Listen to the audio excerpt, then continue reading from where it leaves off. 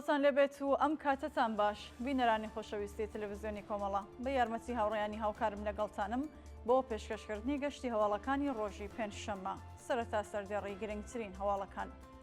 چوارەمەین ڕۆژی ڕاپەڕینی خەڵک لە ئێران و هێرشی هێزە سەرکوتگەرەکانی ڕژیم بۆ سەر ناڕازیان، بەردەوامی شەپۆلی نوێ دەست بەسەرکردنی هاوڵاتیان لە شارەکانی کوردستان، کۆبوونەوەی ناڕزایەتی فەرهەنگیان لە شیراز و شیروان، دەست بەسەرکردنی لانیکەم 13 هاوڵاتی لە ئێران لە ڕەوتی ناڕزایەتیەکانی خەڵک دژ بە خراپی دۆخی ئابووری و مانگرتنی کرێکارانی شرکەتی تراڤێرسی ئەندیمەشک.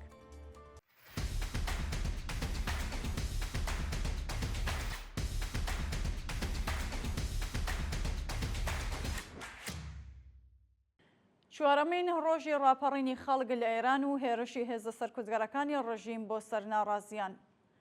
ڕۆژی چوارشەممە دێ بەفرامباری 1404 هەتاوی خەڵکی ناڕازی لە لانی کەم 10 شاری ئێران دژ بە بایەخنەدانی ڕژیمی کۆماری ئیسلامی بە ژیان و معیشەتی هاوڵاتیان ڕژانە سەر شەقامەکان.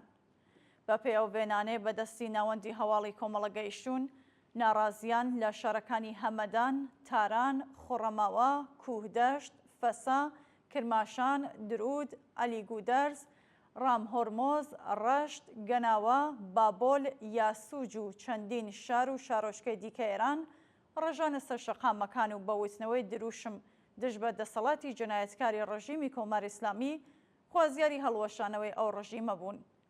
بەپێ راپۆرتەکان لە شارەکانی کوهدەشت و فەسا لانیکەم 2 هاوڵاتی بە تەقەی ڕاستەوخۆی هێزەکانی ڕژیم بریندار بوون و تێکەڵچوونێکی سەخت لە نێوان ناڕازیان و هێزە سەرکوتگەرەکانی ڕژیمدا ڕووی داوەکە لە ئەنجامدا بە کرێگیراوێکی ڕژیم کوژرا و 13 کەسی دیکەش بە سەختی بریندار بوون. هەروەها فەرمانداری شاری فەسا و چەندین گرتوخانەی ئیدارەی ئیتلاعات لە شارە جیاوازەکان لەلایەن ناڕازیانەوە هێرشکرایە سەریان و سووتێنرا. بەردەوامی شەپۆلی نوێ دەست بەسەرکردنی هاوڵاتیان لە شارەکانی کوردستان. لە ڕۆژانی ڕابردوودا 6 هاوڵاتی لە شارەکانی مەریوان و مەهاباد لەلایەن هێزەمنیەکانی ڕژیمەوە دەست بەسەر و هێشتا سەبارەت بە هۆکاری دەست بەسەرکرانیان زانیاریەک لەبەردەستانیە.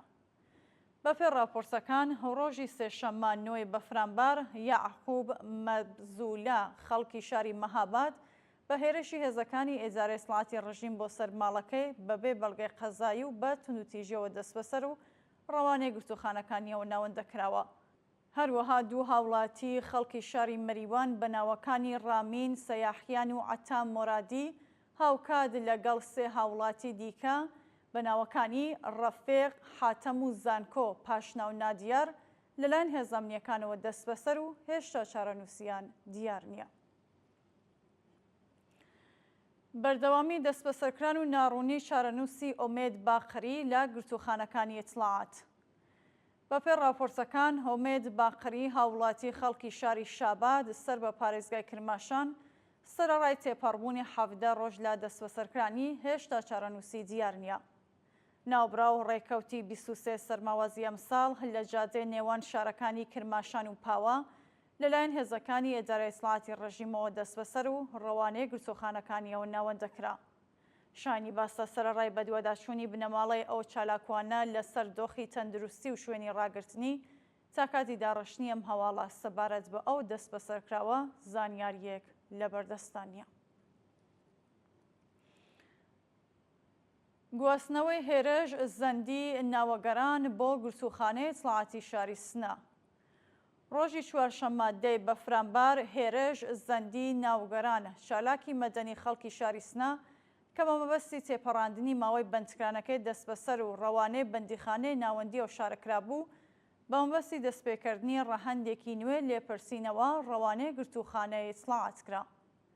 ناوبراو ڕۆژی دووشەممە یەکی ڕێبەندانی ساڵی ڕابردوو بە هێرشی هێزەمنیەکانی ڕژیم بۆ سەر ماڵەکەی دەست بەسەر و پاش مانگێک ئەشکەنجە و ئازار لەلایەن هێزەمنیەکانەوە بەدانانی بارمتە بە شێوازێکی کاتی ئازاد کرا. ئەو چالاکوانە پاشان لەلایەن دەستگای قەزای ڕژیمەوە حوکمی 6 مانگ زیندانی تەعەزیری بەسەردا سەپێنرا و ڕێکەوتی 24 خەزەڵوەری ئەمساڵ بە مەبەستی تێپەڕاندنی ماوەی بەندکرانەکەی دەست بەسەر و ڕەوانەی بەندیخانەی ناوەندی شاری سنەکرا. کۆبوونەوەی ناڕزایەتی فەرهەنگیان لە شیراز و شیروان. ڕۆژی ڕابردوو کۆمەڵێک لە فەرهەنگیان لە شارەکانی شیراز و شیروان دژ بە وەدینەهاتنی بەڵێنەکانی بەرپرسان کۆبوونەوە. بە وتەی سەرچاوەکانی هەواڵ بەشداربووانی کۆبوونەوەکە با وتنەوەی دروشم دژ بە دەسەڵاتی گەندەڵی ڕژیمی کۆماری ئیسلامی و هەڵگرتنی پلاکارد، خوازیاری بەرزکردنەوەی ئاسی هاغدەست بە پێ ڕێژەی هەڵاوسان، دابینکردنی بیمەی دەرمانی کارامە، پێدانی هاغدەست و مەزایەت دۆخراوەکان، کۆتایی هاتنی گوشاری ناوەندە ئەمنیەکان لەسەر ناڕازیان و هەروەها وەدی هاتنی جاخوازیە دواخراوەکانیان بوون. شانی باسا هاوڵاتیەکی بەشداربوویە و کۆبوونەوەیە بە ناوی زاکر ئەمینی معەلەمی ناڕازی لەلایەن هێزەمنیەکانی ڕژیمەوە دەست بەسەر و هێشتا چارەنووسی دیار نییە. دەستبەسەرەکانی لانیکەم 13 هاوڵاتی لە ئێران لە ڕەوتی ناڕزایەتیەکانی خەڵک دژ بە خراپی دۆخی ئابووری.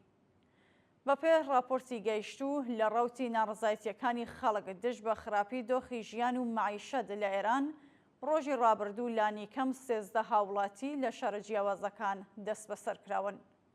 بە وتەی سەرچاوە ئاگادارەکان لە شاری دێهلۆران 3 هاوڵاتی کورد بەناوەکانی ئەبۆلفەزڵ شاتفەر، ئەحسان مەلەکی و عەلی ئەسقەر ساڵحی، لە شارەکانی نەهاوەند و یاسوج 5 شارۆمەند بەناوەکانی فەرهاد خۆداڕەحمی، ساڵح، قاسم و حسەین ئەرجمەند و میلاد مەعسوومی، 4 هاوڵاتی خەڵکی شیراز بەناوەکانی ڕوحوڵڵا موحسێنی، مەحەممەد کەریم فازڵی، هەژبەری و نیرومەند و هەروەها سورەیا کەریمی ئەندامی ئەنجومەنی سنفی زانکۆی تاران دەست بەسەر و هێشتا چارەنووسیان دیار نییە. دووە هەواڵ مانگرتنی کرێکارانی شرکەتی تراڤێرسی ئەندیمەشک. ڕۆژی چوارشەممە 10 بەفرامبار کرێکارانی شاغەڵ لە شرکەتی تراڤێرسی ئەندیمەشک دژ بە خراپی دۆخی ژیان و معیشەتیان دەستیان لە کارکێشایەوە و کۆبوونەوە. بە پێ دوایین راپۆرتەکان کرێکارانی ئەو واحەدا بە وستنەوەی دروشم دژ بە بەرپرسانی گەندەڵی کۆماری ئیسلامی ئاماژە بەوە دەکەن کە بەهۆی پێنەدانی هەغدەستە دۆخراوەکانیان لەلایەن بەرپرسانەوە لە دۆخێکی زۆر خراپی ئابووریدان و تەنانەت توانای دابینکردنی سەرەتاییترین پێداویستەکانی ژیانی بنەماڵەکانیان نییە. لە بەردەوامی کۆبوونەوەکەدا ناڕازیان جەخت لەسەر ئەوە دەکەنەوە کە تا کاتی وەدی هاتنی داخوازیەکانیان بەردەوام ئەبن لە مانگرتن و کۆبوونەوە. بینەرانی خۆشەویست، هەواڵەکانتان پێشکەشکرا، هەر شاد و ئاسوودە بن.